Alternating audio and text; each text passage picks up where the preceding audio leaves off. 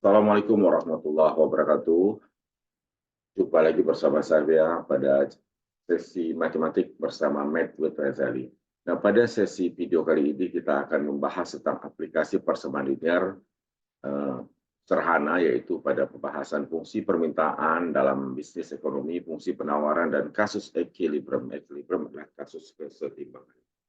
Nah, untuk keperluan diskusi kali ini, saya telah membuat materinya, dan seluruh materi ini saya ambil dari satu rujukan utama, yaitu Finance Mathematics for the Managerial, Life, and Social Science edisi 9 karangan Sotetan. Baik, kita mulai bersama-sama. Kita lihat ini. Contoh terapan yang pertama yaitu fungsi permintaan. Dalam bahasa Inggris ini terkenal atau dikenal dengan nama demand function, fungsi permintaan. Nah, misalnya begini, jumlah yang diminta dari jam alarm Sentinel iPod adalah 48.000 unit. Itu jika harga persatuannya adalah 8 US dollar. Jika harga persatuannya 8 dolar. Ya. Nah, tetapi jika harganya dinaikkan menjadi 12 dolar per satuan, maka kuantitas atau banyaknya unit alarm yang diminta akan turun menjadi 32.000 unit. Nah, bagaimana kita menemukan persamaan permintaannya? Dengan asumsi persamaan tersebut adalah persamaan linear atau garis lurus. Kemudian berapa harga satuan yang sesuai dengan jumlah yang diminta untuk sebanyak 40.000 unit. Dan berapa jumlah yang diminta jika harga satuannya dibuat menjadi 14 US dollar. Nah, solusinya adalah sebagai berikut. Kita misalkan dulu dengan suatu variabel P. P ini kita anggap sebagai price atau harga. Harga dari jam alarm tersebut. Dan kemudian kita misalkan variabel X, yaitu dalam satuan ribuan ya. 1X itu 1000, 2X 2000 misalnya ya. X itu menyatakan jumlah jam alarm yang diminta pada harga satuan tersebut, yaitu pada harga P. Nah, jika dalam kasus ini P, price-nya dibuat 8 US dollar, maka banyaknya unit yang diminta adalah 48.000. Di sini kita tulis 48 saja. Ya. 48 ini artinya 48.000.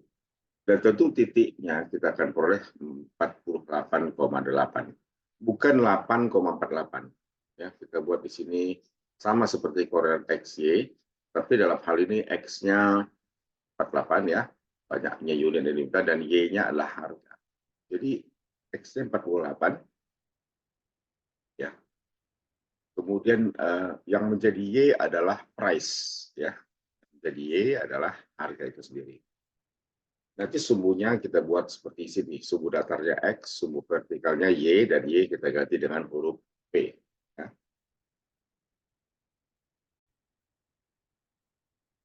Nah, titik 48,8 ini terletak pada kurva permintaan. Jadi kalau kurvanya garis lurus seperti ini, mungkin di sini. Ya. Jadi kita lihat detailnya seperti apa. Nah, begitu pula jika P, jika harga satuannya adalah 12 dolar per unit, maka diprediksi bahwa permintaan terhadap jam itu akan menjadi 32.000 unit. Akan menjadi 32.000 unit. Maka kita tulis 32. Maka kita punya titik X, P adalah 32,12. Nah, dalam hal ini disebutkan karena model daripada fungsi permintaan pada linear atau garis lurus, itu mudah bagi kita untuk mencari persamaan garis lurus. Persamaan garis lurus seperti kita ketahui Y sama dengan MX tambah C. Nah, dalam hal ini yang menjadi Y adalah P, price, adalah MX tambah C. Tentu kita perlu mencari gradien M di sini. M itu apa? M, ingat di dalam video sebelumnya bahwa gradien itu adalah titik Y2 min Y1 per X2 min X1. Nah, di sini tentu kita akan memiliki dua buah titik, yaitu titik 48,8 dan titik 32,12. Ingat bahwa yang menjadi Y adalah P. Maka dalam hal ini kita punya gradiennya, kita tulis jadi ini, ya. Dengan menggunakan rumus ini, nih, maka gradiennya adalah negatif seperempat. Kita telah dapatkan gradiennya negatif seperempat, ya. Nah, jadi kita kembali menggunakan rumus Y sama dengan MX tambah C yang telah kita ganti menjadi P sama dengan MX tambah C. Kita cukup memasukkan nilai M yaitu negatif seperempat ke dalam persamaan ini. Masukkan salah satu dari dua titik ini. Boleh. Kita bebas pilih titik 48,8 atau 32,12. Kita masukkan ke sini. Jadi di sini ini M-nya menjadi M-nya adalah apa? M-nya min seperempat. Kemudian P-nya kita ganti dengan 8 di sini. Lalu X-nya kita ganti dengan 48. Jadi min seperempat dikali 48 ditambah C adalah 8. Persamaan ini kita coret. Maka kita punya negatif 12 tambah C, 8. Dalam hal ini C menjadi 20. Ya, C-nya ini pindah ruas saja ya, kadang jadi 8 tambah 12, 20. Sesudah kita mendapatkan bahwa M tadi min seperempat dan C-nya adalah 20, kita kembali ke persamaan ini dan kita isi. Jadi persamaannya P adalah min seperempat X ditambah 20. Ini adalah persamaan daripada fungsi permintaan atau demand function dari kasus ini. Selanjutnya, sebagaimana telah sama-sama kita ketahui, bagaimana grafik daripada fungsi permintaan ini, kita menggambarkan P pada sumbu Y, vertikal, dan X pada sumbu datarnya. Untuk menggambarkan grafiknya, karena dia linear, tentu yang kita lakukan adalah apa? Mengambil X sama dengan, saya tulis di sini ya, kita misalkan X sama dengan 0 untuk mendapatkan P. Masukkan ke sini X yang menjadi 0, maka ini hilang, ya, habis ini ya, maka P-nya adalah 20 ya, X0, P sama dengan 20. Nah, kita punya koordinat XP sama dengan 0, 20. Kemudian nolkan pula P-nya. Nolkan P-nya di sini, ini di daerah sini adalah P-nya 0. Untuk mendapatkan X-nya, kita ganti P ini menjadi 0, ini jadi 0 ya. Ini, kita nolkan P-nya. Untuk mendapatkan nilai X, ya, kita masukkan saja ini 0, jadi min seperempat X tambah 20 sama dengan 0. Ini boleh ya, kita kalikan 4 semuanya boleh kok, supaya hilang ini. Jadi min X tambah 80 sama dengan, ya, maka X-nya sama dengan 80.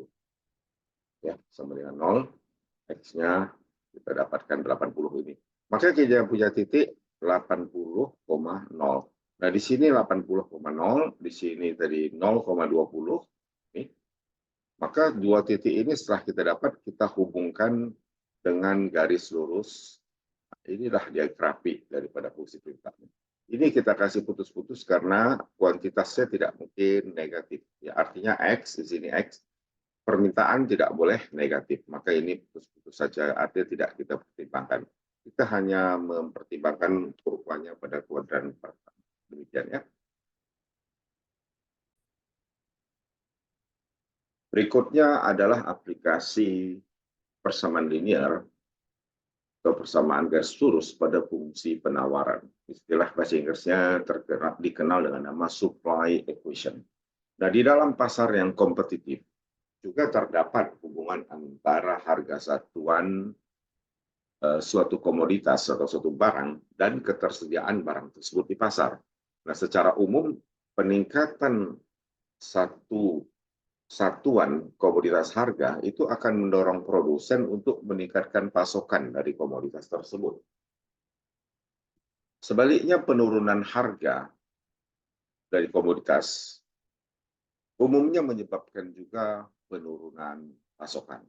Persamaan yang menyatakan hubungan antara harga satuan dan jumlah yang ditawarkan dinamakan persamaan penawaran, yaitu supply equation. Dan grafik yang terkait dengannya disebut ya itu bersesuaian dengan kurva penawaran. Ya. Fungsi penawaran didefinisikan misalnya oleh persamaan P sama dengan Fx. Umumnya ditandai dengan peningkatan fungsi X, nilai X, yaitu P akan bertambah seiring dengan bertambahnya X.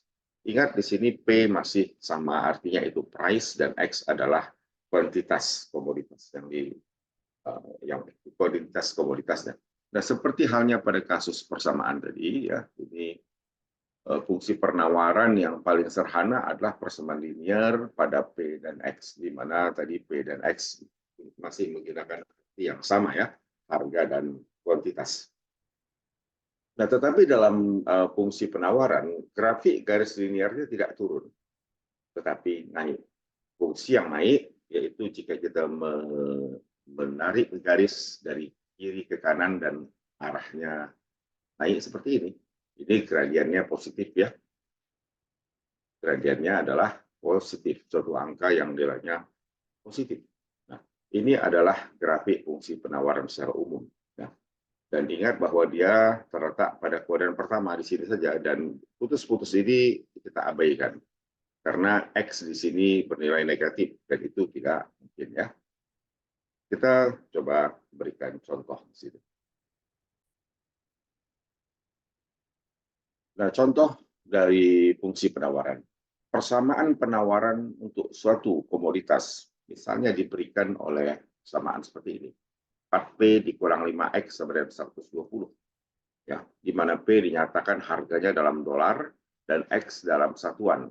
Satu satuannya artinya adalah 1000. Artinya adalah 100 dalam hal ini. Pertama kita diminta membuat sketsa kurva yang sesuai. Kita jawab.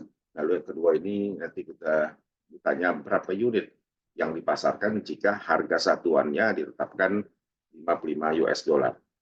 Untuk membuat kurvanya, kurva dari 4P dikurang 5X, saya tuliskan di sini. 4P dikurang 5X sama dengan 120. Berarti tadi kita membuatkan P dan X di sini ya.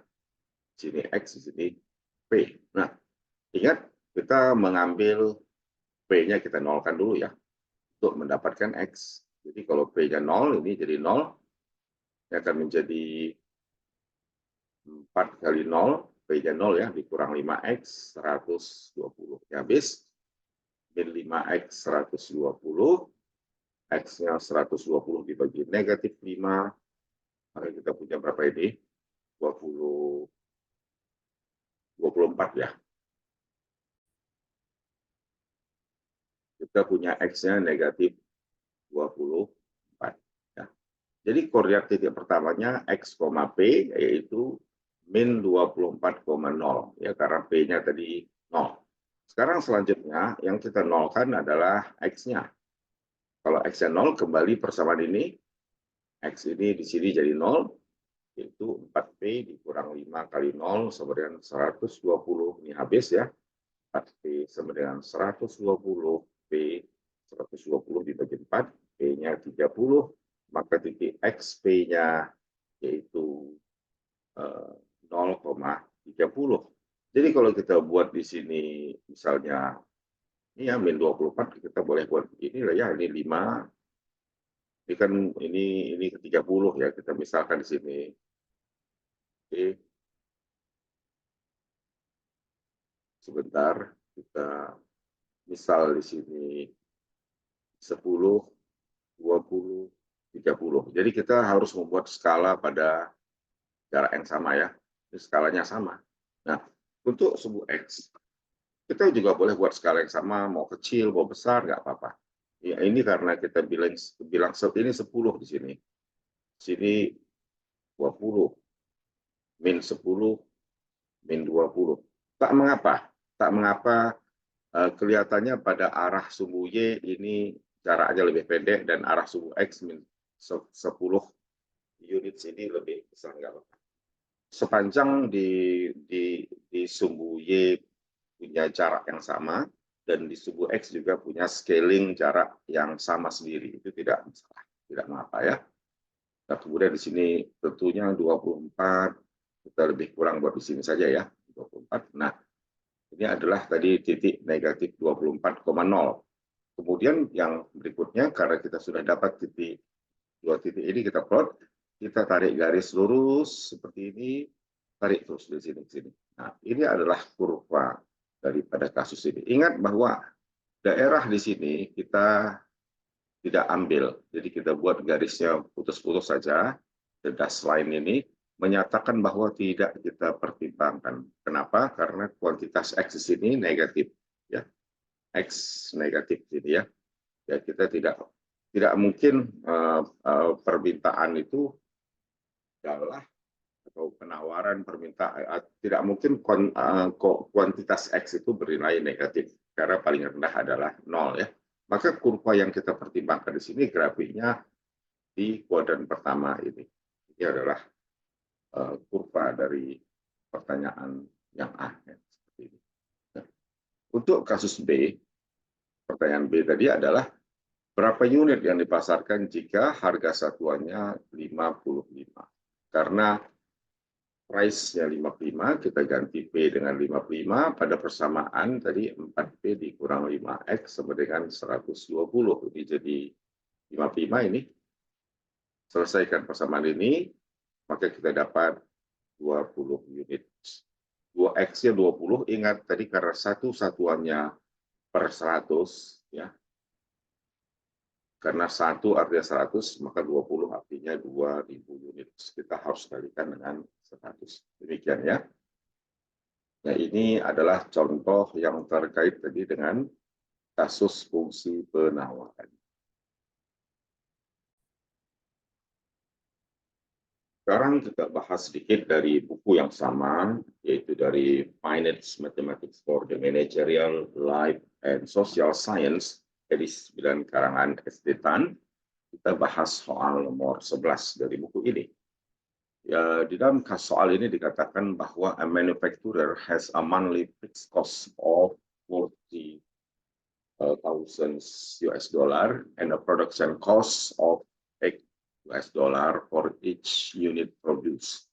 Jadi suatu produsen pabrik ya memiliki biaya tetap bulanan, ya, biaya tetap fixed cost. Ini ada atau tidak adanya produksi, seperti mungkin pajak tahunan, kemudian kalau ada sewa dan lain-lain, ya gaji karyawan, ini adalah biaya tetap.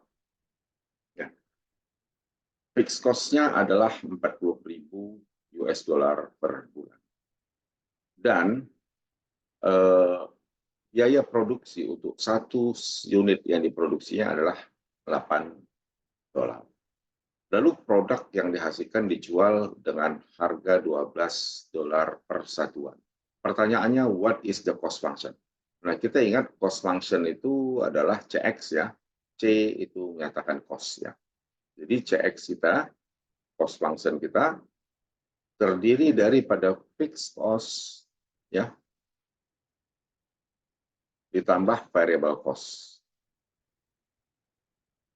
Ya, fixed cost ditambah variable cost. Nah, fixed cost-nya berapa? Sini saya tulis di bawah sini ya. Jadi kalau begitu, CX, jadi fixed cost-nya 40.000 ditambah variable cost-nya $8 per satu unit yang diproduksi. Jadi kalau dia mau produksi satu, $8, mau produksi 2 unit, 8 kali 2, 16. Kalau ada memproduksi 10, berarti 8 kali 10. Artinya sebanyak, jika memproduksi sebanyak X unit, maka 8 kali X. Ini adalah fungsi biaya atau cost function. Kemudian yang B, yang ditanya, what is the revenue function? Revenue pendapatan, R, ya, singkatannya RX. Revenue itu adalah banyaknya barang yang laku. Dia menjual dengan harga $12 per unit, jadi kalau memproduksi sebanyak X unit, lalu semuanya ini laku, X unitnya semuanya laku, diproduksi 1000 dan laku juga dijual 1000, maka RX-nya adalah 12X. Ini adalah pendapatannya 12X. Karena harga jualnya per satuan 12. Kalau dia menjual sebanyak X unit, maka 12 kali X. Ini RX ya. Kemudian C, what is the profit function? Profit apa itu? Keuntungan. Keuntungan tentu adalah selisih antara revenue dan cost. Jadi profit itu PX, itu RX dikurang CX. Nah, jadi C ini, sini C saya tulis ya. Jadi PX, RX-nya tadi berapa? Yaitu 12X. Dikurang cost-nya. CX-nya 40.000 ditambah 8X. Hati-hati ya. Ini ada dua nilai, 40.000 dan 8, jadi kita kasih tanda kurung ya. Jadi ini kita buka kurung jadi negatif, hasilnya adalah 12X dikurang 40.000 dikurang dengan 8X. Ini 12X dikurang 8X, jadi 4X dikurang 40.000. Ini adalah fungsi profitnya. Kemudian yang D, hitunglah profit atau loss yang terkait dengan produksi pada level 8.000 unit. Nah, ini pada kasus ini kita tadi kan punya apa? Profitnya kan 4X dikurang 40.000. Nah, kalau X-nya diproduksi 8.000 unit, apakah dia untung atau rugi? PX jadi P 8.000 ya. Kenapa? Karena X-nya ini diganti dengan 8.000. Jadi 4 kali X, 4 kali 8.000 dikurang 40.000. Ini kayaknya ini 32.000 ya. Dikurang 40.000. Maka sepertinya ini ada negatif ya. Negatif 8.000. Dan ini kalau negatif artinya apa? Dia adalah bukan untung tetapi loss. Pada X produksi sebanyak 12.000 unit, maka kita akan punya P 12.000, masukkan seperti tadi, 12.000, 4 kali 12.000, dikurang 40.000, ya kita akan punya 48.000, dikurang 40.000. Jadi ada untung 8.000 US dollar ya, manakala memproduksi sebanyak 12.000 unit dan laku semuanya. Demikian.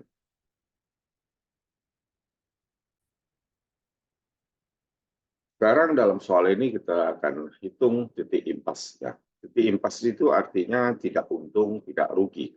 Itu artinya break even point atau titik impas terjadi jika CX modalnya produksi dengan revenue-nya sama. CX sama dengan RX, itu adalah kondisi impas.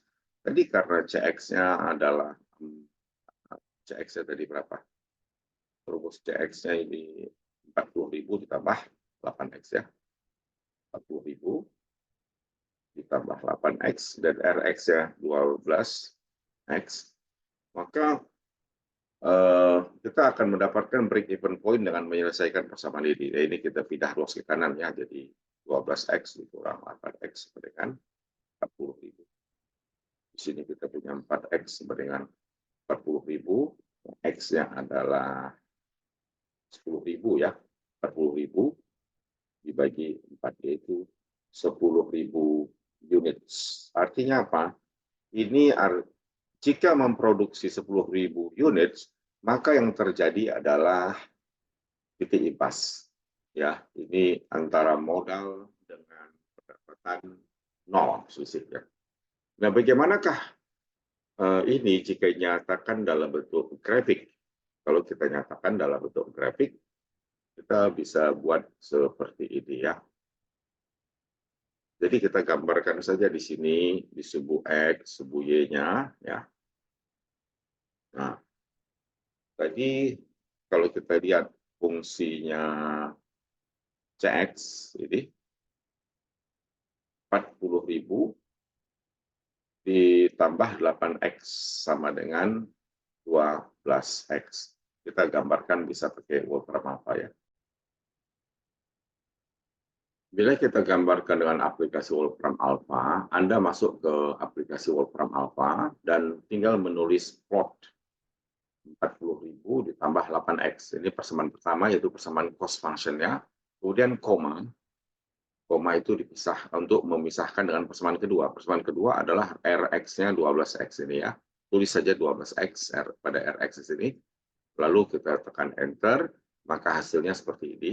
Ini kelihatannya yang warna biru ini adalah cost function-nya, 40.000 tambah 8X, dan yang kuning yaitu Rx-nya. Kita lihat sepertinya mereka tidak berpotongan di sini, belum, karena intervalnya belum kita perlebar. Nah, ketika diperlebar lagi, maka titik potongnya akan menjadi seperti ini. Ini artinya kalau kita analisis atau kita jelaskan maksudnya adalah titik impas tersebut, ya. Jadi kita telah mendapatkan penjelasan tentang secara geometrik tentang inilah yang dimaksudkan dengan break even point. Nah, kita coba tengok tadi, ingat bahwa ini adalah RX, revenue-nya. Di sini adalah CX yang biru. Nah, dari titik ini, titik perpotongan ini terjadi di mana kita lihat di X-nya, yaitu pas ketika X-nya adalah 10.000. Jadi kan kita dapat di sini titik impasnya 10.000. Sini dia ya, 10.000. Ini adalah titik di mana antara pendapatan dengan biaya setimbang. Jadi tidak untung, tidak rugi. Pada di bawah 10.000 di sini, kita lihat siapa yang lebih tinggi. Ini yang lebih tinggi adalah cost. Cost masih lebih tinggi daripada revenue pendapatannya. Jadi di sini adalah kurva ini, daerah di sini adalah daerah rugi, ya, daerah loss. Ya, ini adalah daerah yang masih rugi. Ini masih rugi. Dan keuntungan itu di mana? Keuntungan itu di sini. Di daerah ini, kenapa? Karena revenue-nya, RX-nya di sini, yang kuning, sudah lebih tinggi, lebih besar daripada CX-nya. Jadi di sini adalah profit area. Ya. Nah, dan ini adalah tadi titik break even-nya. Ya. Break even point. Nah, titik impas atau istilahnya adalah impas. Impasnya terjadi ketika memproduksi sebanyak 10.000 unit. Nah, demikian cara kita memahaminya ya. Untuk berlatih lebih lanjut tentang persoalan break even point tadi, di sini ada soal 7-10 dari buku yang sama. Fungsi produksinya, cost-nya adalah 5X tambah 10.000 dan RX-nya, revenue-nya 15X. Berapa titik impasnya? Lakukan dengan cara seperti yang saya contohkan dengan mengambil CX sama dengan RX. Yani buat CX sama dengan RX. Lalu disamakan ini dan ini, nanti X-nya akan ketemu ya.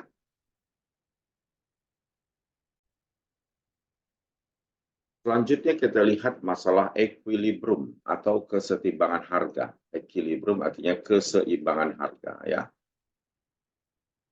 Keseimbangan harga. Pada kuantitas yang diminta atau ditawarkan berapa. Jadi ini adalah masalah equilibrium ya. Dan equilibrium quantity. Jadi suatu produk itu cocoknya harganya berapa, price-nya itu harus berapa, dan layaknya dalam jumlah ketersediaan di pasar sebanyak berapa unit. Jadi kita mau melihat equilibrium quantitas, jadi kesetimbangan jumlah, ya, keseimbangan jumlah, kuantitas, banyaknya barang yang beredar di pasar, misalnya dengan keseimbangan harganya. Ya.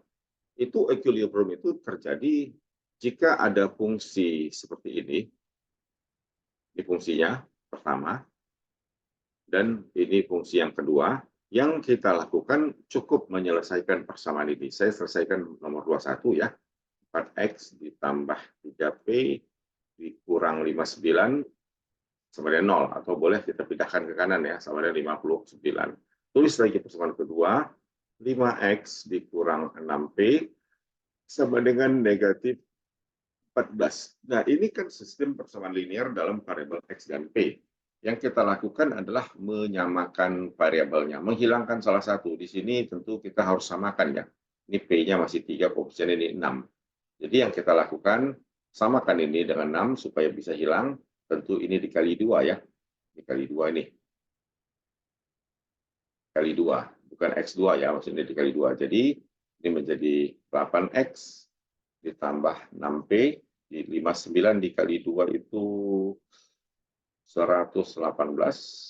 Kemudian ini kali 1. Ya, karena kita tidak mengubah 6P. Ini tetap 5X dikurang 6P sama dengan min 14. Lalu kita tambah. Bukan dikurang ya, ditambah. Kenapa? Karena kalau ini 6P, ini kan 6P. Ini min 6P. Jadi kalau 6P dikurang min 6P, bukannya menjadi 0, tetapi menjadi 12P. Maka kita buat tambah supaya menjadi 0 sini ya. Correct? Ditambah. Nah, ini 118 ditambah min 14 adalah menjadi 104 ya. 104 ya. Kalau nggak salah nih. Kemudian ini ditambah menjadi 13X ditambah 0 ya. Nah, lalu kita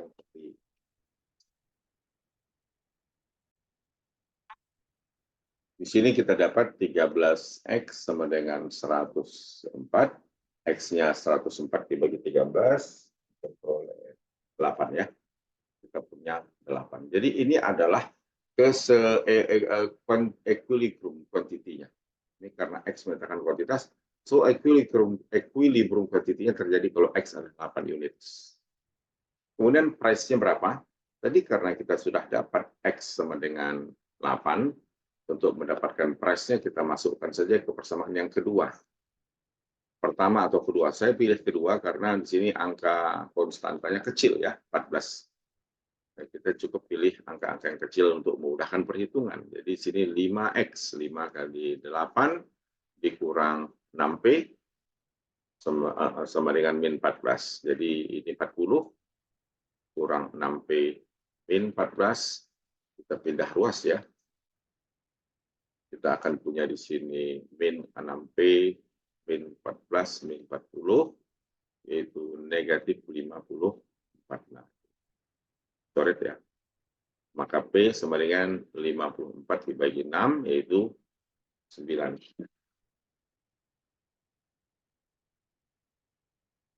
Ya, jadi kesetimbangan harganya terjadi ketika X-nya sama dengan price-nya adalah 9 US dollar. Jadi suatu komoditas akan mengalami kesetimbangan antara permintaan dan penawaran ya, misalnya demand-nya, supply demand-nya setimbang jika harganya 9 dolar dan di pasar tersedia sebanyak 8 unit. Kalau andainya ini dalam ribuan ya, 8 di sini berarti adalah 8.000 unit. Ya, karena satu unitnya menyatakan 1.000, 8 unit adalah 8.000. Demikian apa yang dapat saya sampaikan pada video kali ini tentang aplikasi persamaan linear di dalam bisnis dan ekonomi yang sifatnya sederhana. Sampai jumpa lagi pada video-video berikutnya. Terima kasih. Assalamualaikum warahmatullahi wabarakatuh.